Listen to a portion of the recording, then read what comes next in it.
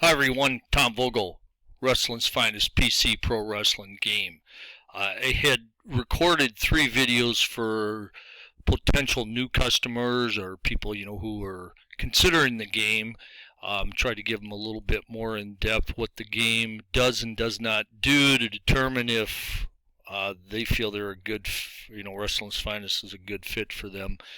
Um, you have to be honest when you look at any game, whether it's baseball, basketball, football, wrestling. You always have to realize that every person or game are not good fits for each other. Some people want way more detailed games. Other people would rather have quick play type games, and others want maybe a combination. But some people like to have, I don't know, maybe not like a mainstream type, whether it's a wrestling game or baseball game or whatever. In fact, I know there is a wrestling game. It's used by each wrestler has a card, and then you play it, and that's what some people's cup of tea is. Then maybe wrestling's finest is not for them. So I always want to make sure the potential customer gets a good complete picture of what wrestling's finest is and is not, and then they can make the choice. Because you pay $100 for any game, that's a lot of money, and you want to make sure that you know what you're getting, and that it would be a pretty good fit for you. It's kind of like you go out on a date, and you drop $100 in your first dinner. I mean, that's kind of part of the deal there, but you kind of got to figure out before you invest too much more time and money, do you think that's going to be a good fit, you and the special person you went out with. So but anyway, those were those 3 videos. So what I'm going to do on this one is it's going to focus pretty much entirely on version 3, a few things that I maybe skimmed over, and some other features I may not have pointed out. So right here I have my Georgia wrestling set up. So what I'm going to do here is I am going to go ahead and take Ox Baker. In fact, I'm going to put him over here. I always put the heels to the right. Not sure why I do that. I want to put Bob Armstrong here. Ox Baker used to scare the heck out of me as a kid on his interviews. I was like, I don't know, 9 or 10, and I was just terrified of him. But turns out he's a really nice guy in real life. So I'm going to go ahead and I'm just going to control them both. We'll go ahead and set a time limit, go 30 here. One of the features I wanted to point out here that I kind of maybe glossed over is the 30 minutes here. When you set your time, it will go right here below. So if you forget to set the time, so let's say you're here, you go okay, and you're ready to start your match, and you see no limit. Say, whoa, I didn't mean that. I meant to have 30. You can just go up here, click OK, and now you're, excuse me, here. If you did go control a wrestler, remember you have, if I was going to let the computer control, let's say I was going to have him control Ox Baker. Here's where you set how light, or do you want to do a pre-match attack? And that, again, I want to stress this, just because you select you want to doesn't mean it's going to happen. You still have to pass some tests. But what you can do is you can make the check to see if you pass the test, normal, half, or never. Again, that's entirely up to you. Now, the computer controlling Ox Baker, they're going to make the decision for Ox Baker. But I will always make all decisions for Bob Armstrong if I'm, controlling him. So, let's go ahead. I'm going to uncheck here, and let's just go ahead and get in here. Now, first thing here, I want to remind everybody, if you forgot to set the time, say you get up here and you see no time limit, you can go here. Gary gave everybody another chance to go ahead and set the time limit. So we have it set at 30. Don't forget, this isn't version 3, but don't forget our match intangible check. I'm going to slide this over. Once your card is finished, and if you use the create a card feature like I do, I take a yellow sticky note. I just abbreviate the names real quick, who's on my card. Then I do this check. If I have to make a change, then I go ahead and create my card with the change. If you already create your card and then you do this intangible check, then you got to start over creating your whole card. So here, if you were going to do this, someone knocked over the food service table backstage, but the show will go, oh, okay, I don't remember seeing that one. So we're okay here. So now we'd be ready to start our match. The trade holds, as I've talked about, remember, if you get ropes comes up as a suggestion, I ignore it, and I would suggest everybody ignores it. I don't want to call that a glitch in the game. It's not a glitch. It's just something Gary and I realized that it was going to be a lot of work, and it could have led to more problems. So we don't. We just recommend to trade out of that. Now, one of the new features is when we go to match details here, is you get set tournament DQ rules, set time limit, set no disclosure. That is always, by the way, set to off. You can turn that on or off during the match. DQ reduction is always turned on, and what that means, I'm going to show you real quick here. It means that, let's slide this over. It means that you're always going to use the second number for everything. So the range is 20, the DQ rating is 3, the double DQ rating is 2, outside ring range is 23, and then the outside ring rating is 7. Just so you know, that in that box will always be checked. That's the default. That was the same in any of our previous versions. During the match, this is the big Herman one. You can always go in and retrade holds if you would like here, because your trade hold recommendations will go away once you start. Tournament DQ rules. You can always set that whenever you want. Just keep in mind it's always -10. However, for a lot of the matches, I shouldn't say a lot, but some of the matches, the pre-default settings are gonna are gonna turn it on. For example, if a face is challenging a heel for a title, whether it's a title or world title, they will automatically get tourney DQ rules turned on. If a heel is challenging, I tried to listen to what some people said. Were heels always wanting to win the title? I say yes, but I can also understand others might not agree, and I'm okay with that because I'm not 100% solid on my position either. The tourney DQ rules do not go on for the heel. You would have to turn them on. But if it's a face challenger, he will then always get tourney DQ rules. So wanted to, like I said, mention that. Let me look if there's anything else here. We talked about the injured wrestler, where if you have a post-match injury and it says trade holds, you can, instead of doing that, set injured wrestler, and it will tell you which wrestler, and the game will make a behind-the-scenes adjustment.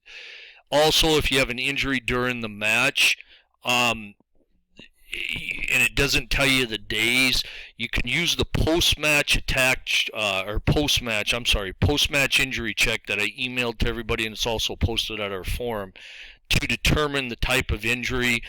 And if you would want to ignore the days missed, since it didn't tell you that during the match, and it says he has to miss 19 days, you determine how many matches that is for you. You could then substitute the injured wrestler. I only would suggest that is if it doesn't give you specific days missed. I personally don't do that if it's days missed, or if it just says an injury. I will use the post-match injury chart to determine what type of injury it is, how many days he's out, and then I follow that. However, if it says he has to trade holds, then I will select the wrestler, injured wrestler setting. The other time is if a wrestler gets hurt during the match, and you can't do it during the match, you trade out of the holds just during that match. But if it says, you have to trade out for the next 8 days, and it's a body part, your option is to select injured wrestler. So I hope that makes sense. I do like the feature, and the chart I posted and sent out also has a tournament effect where you can use the set injured wrestler. Um, on the match setup, um, everything here, I think we cleaned that up a little bit. Um, the match, what I want to show you here is I posted it at the forum, but I guess there was a little confusion on a tournament, that if you set a tournament up and you select that if it's a double count out, double DQ, draw, no contest, stop for cuts for both guys, you want to replay that match and just throw that one out. I don't do that. I just eliminate both guys. But if you want to do another match when those endings result, what it will say is when your match is over, it will say replay match. Do not replay the match from this screen. Usually when your match is over, you get that box that says replay match. If you click that button in a tournament mode, the game thinks you're now going outside of the tournament. And where somebody might want to do that is, say it's an extreme upset, maybe they want to run 5 matches real quick just to see what would happen. Then you could use the replay because it's not going to affect your tournament. But if you're in your tournament and you got to replay the match, all you do is you hit F4 and it will take you back to your tournament right here. I was play testing this earlier just to make sure. So if Leroy Brown Abdullah the Butcher ends in a double countout and I said that match has to be replayed, what you're going to do is you're going to just, your match would have been over. You're just going to click F4. There it is. You're going to hit start next match and you're good. Because then if you do get a clear-cut winner, he will advance because it's part of the tournament. If you click, replay match here and say, oh, I got to replay it was a double count out, so I'm going to do Leroy Brown Abdullah the Butcher. Let's say Leroy Brown pins him. Well, then you're going to go to your tournament and you're going to see that Leroy Brown did not advance because the game did not think that match was part of the tournament. So I hope, again, that makes sense. Now, view here, this is going to show up, the default, it's going to show up here before every match. There's that. You're also going to have wrestler matchup, and that's going to show up every match. So what you can do is if you don't want to see that, and let's say, oh, by the way, let's say you leave those on and you hit pre-match action, meaning pre-match attack, you're still going to see those screens before you get the pre-match attack. But what you can do here is this where we're going to jump into here now, options. This is where you can turn stuff on or off. You got a lot of stuff. You can turn some pop-ups up and just be surprised if it occurs. I like to know there's outside ring coming. I also like to know there's a possible DQ or double DQ coming.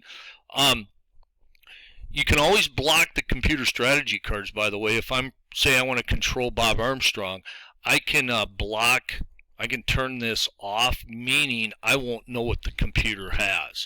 Not that I look at them anyway if I'm not controlling them, but it's just, another avenue you can go. Now, where I showed you the matchup and the match info, where I showed you that there, right now it's turned on. What I can do is I can turn it off. So now when, let's see if I got them both, turn that one off, turn that one off. So now when I start the match, I don't get those two screens. It just starts right into the match. Now, if you want to, you can go back up now and say, oh, I should have looked at this. There you go. Anytime you can go up and view that. Same with the matchup. If you want to see who the game's going to predict who wins. And please keep in mind, these predictions are just predictions. If I had a gun to my head, or I could bet $1 million and not lose it, I would bet on Bob Armstrong. But if you said, do you want to bet, I'd say no in most of these cases. So we have that. Let me see what else for options. The color themes again, I think we had talked about the different ones here. Background, let's say I want to go purple. Click there, now I got a purple background. I think most of you probably figured that out. The reset pop-up positions, typically when you get a pop-up, if you don't like where it's at, like say that's where it shows up there. If I had my screen different, you would have seen it differently. But you can move these boxes to wherever you want. Most of them, I think a couple of them you can't. But let's say I want to put this one here, it will now stay there. I think most of them stay there. There might be one that either you can't move or doesn't stay, but you click OK. But let's say you go, I'm not sure I like them. You can always reset pop-up positions and they'll go back to wherever Gary said they were going to go. What other things do we have here? Set pin count. Let me drag this over here. You can change how fast or slow. That's always been in there too, but mine, I don't even know. I think mine's like right at 100. Can't remember who I was talking to. Somebody said they're like 150. That's pretty fast. I don't think I could get my dexterity down. But those are the options there. Now, here's what I want to show you here. The quick start guide. I don't know how many of you read that when I asked you to in the email. I think I was 0 for 3, but you might want to read this over. It's pretty helpful actually to get you started. Occasionally I get somebody say, "Oh, there's so much to know when you start." Well, you need to read the instructions. Here's the computer game help. Gary does a great job with these. I know it's not real fun to do. I don't think it's one of his favorite things. I know I don't like doing it, but it's all the computer stuff. It's really good to have. And we kept in there the rules for the tabletop game, I believe, are at the end. Let me scroll down here. There's version 3. Wow, there's a lot in here. But anyway, here the tabletop rules were, if anybody ever interested in looking at that. So those are the options you can turn on or off. Just play around with them, get them to where you would like to have them. Statistics, everybody can have fun. I think I'll probably do a video on these sometime where you can save them to a spreadsheet and then you can customize them however your heart would like to see them. And I can show you what I did with a previous, years ago, I did a Bob Backlund project. The other thing I probably should have showed you here, show stamina level change text. I think I mentioned that in one of the earlier videos for version 3 where you have when the wrestler reaches a certain level, you'll get a little text saying that the guy's in trouble. The deeper into the stamina levels he is, the more drastic the saying will be. You can turn that off if you don't like it. I kind of like it myself. So last thing I'm going to show you, if I can get it to come up here. Never get the stuff to come up when I want it to. Sorry okay, here's what it is. Barbara Armstrong has control. You'll notice the pin box is cleaned up a little bit. You have start and cancel. Now once you hit start, I've beaten this to death. If you hit start, the whole pin is going to go through even if you click done. All done does is it doesn't let you see 2 and 3. It just jumps to the end result. Did you get pinned or not? If you want to not have the pin go through, you click cancel right now. So let's click start. Okay, I'm going to click outside help. I barely made it. This is something new in here. Gary changed the pie chart. I don't know how to describe it. The other one looked more like 3D, or it was kind of like at a side view. This here is you're looking straight down at it. So you'll see if you call for outside help during this pin attempt, look at all the red. That's how likely Ox Baker's going to get disqualified. Count stopped, there's your green. Count continues, yellow. So it's kind of stoplightish. Red's DQ, yellow it keeps going, green it stopped, the count stopped. So if Ox Baker's going to call for outside help, he's probably going to get disqualified. So what we're going to do here is, let me just see, we're going to cancel. Sorry folks, I might put you on pause so I don't bore you. Okay, what I did here, I cheated. I put you on pause for about 30 seconds. Oxbaker has control, elbow drop, or legal elbow. He's going to go for the pin. You'll notice here Bob Armstrong has less red than Oxbaker does. That's because Oxbaker's outside help rating is much lower, so he's not going to get DQ'd as much. However, what's going to happen is you'll see his yellow's a lot bigger than, or a larger piece of the pie than Oxbaker's was, meaning the count's going to continue and then the green count stops. So typically a face is not going to call for outside help during a pin, but if he does, like I said, you see here it's a lot, colors are quite a bit different than Oxbaker's. Okay, I cheated again, and I went back to Bob Armstrong. So in this situation, Bob Armstrong went for the pin, or he's going to try a pin again. You see how the yellow's much smaller for Oxbaker, but the DQ is much higher, the red, and then the green, the count stopped. Just so you know, there is quite a bit of difference in everybody's rating, whether you're a 5, 6, 7, 8, 9, 10, whatever it may be. Those colors in that pie are going to change, but I think the main thing I just wanted to show you was how I like how the pie's better. It's kind of like simplified, and I just think it's a pretty cool feature. So I'm going to click cancel. Well, let's see if he gets them pinned. Off screen here, I better show this to you so everybody knows what's happening here. If I can move it, there we go. We'll call for outside help. Let's call for it. Ally's been pacing at ringside, slides in the ring and starts stomping Bob Armstrong. Ally then delivers specialty move and leaves him laying. Oxbaker is DQ'd. Now,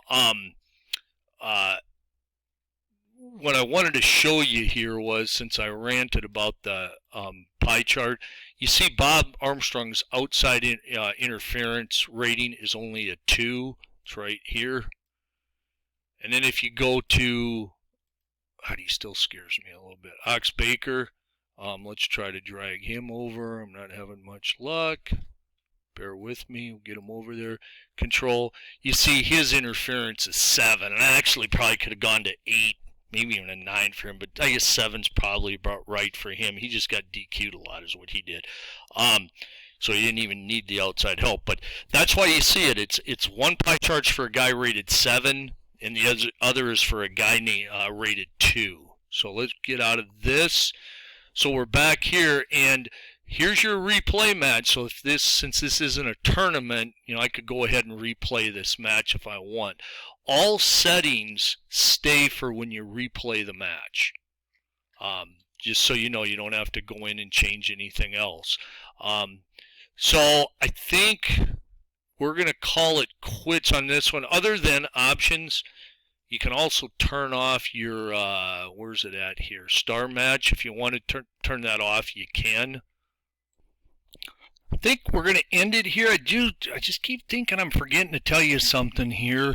I don't know if I mentioned the cut limit. That's still turned on, and that's that magic unknown cut number now. We don't know where it's going to be. John had one the other day where I think it was Flair got cut, and it took him to 83. I don't know where he was before the cut, but the match was stopped, where in the past it would have been 90, so the match would have gone on, and he was in serious trouble, John said. He thought we might have a new world champion.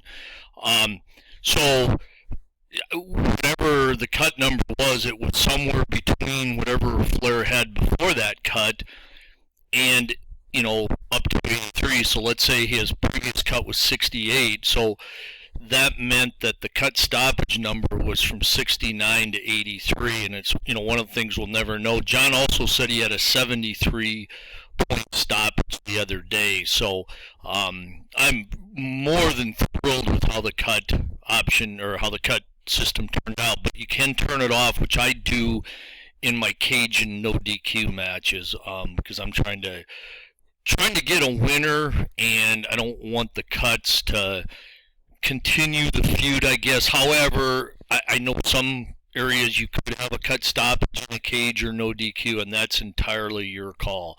Other than that, I think I'm going to leave you right now. I appreciate you jumping in, and Click on the OK button to go ahead and watch this video. Hope you picked a couple things up.